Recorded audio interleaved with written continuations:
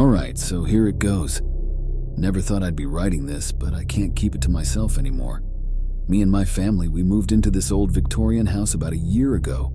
You know the type, kinda creepy, with a huge attic filled with antiques. My kid's sister, Amy, she found this doll up there. A really old-looking thing, but she took a shine to it straight away. "Look, I found a friend," she announced, holding up the doll. Amy named the doll Victoria and carried it everywhere. It was strange, though. She started talking to Victoria like it was a real person. My folks just laughed it off. "Amy has a vivid imagination," Mom would say, but it didn't sit right with me. Started off with small things.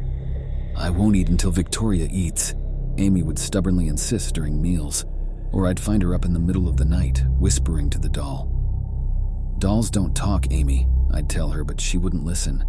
Then things got weirder. My dad found the front door open one morning.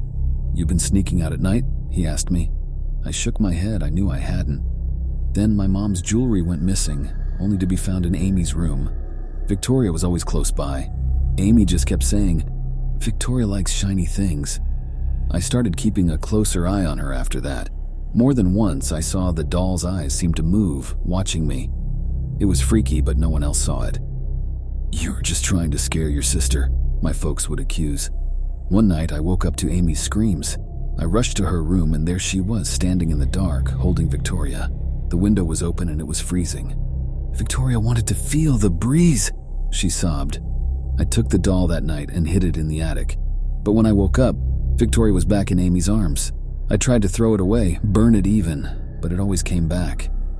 I started researching the house's history and found out about a girl named Victoria who lived here more than 100 years ago.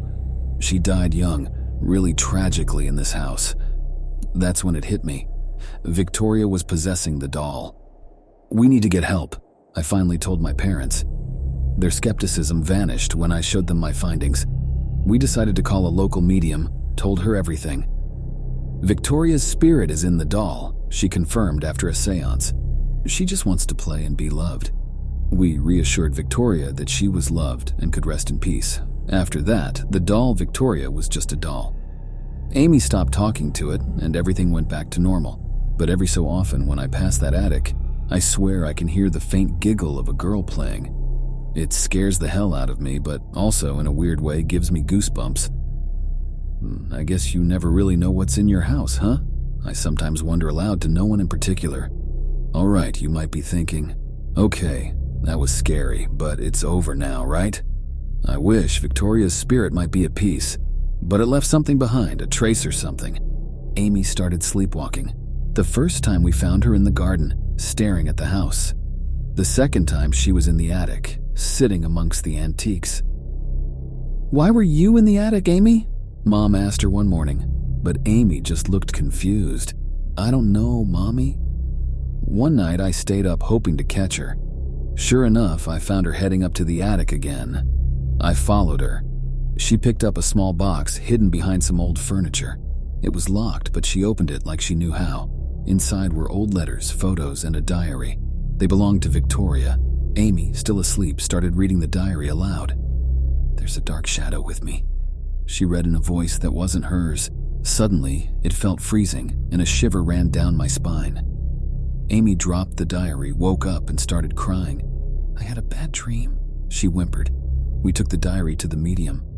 "This diary, it's filled with a strong negative energy," she said, looking troubled. She performed another seance, aiming to free us from this shadow. It was intense. The lights flickered, a cold wind blew, and I felt an indescribable fear, but eventually, it ended. The medium declared our house cleansed. "It's over," she reassured us. "Your house is safe now." Since then, Amy stopped sleepwalking. The house doesn't feel cold anymore. Everything's back to normal, or at least as normal as it can be after what we went through.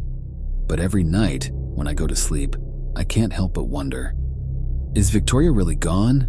Is the shadow really gone? I ask myself. And that uncertainty, that's the scariest thing of all.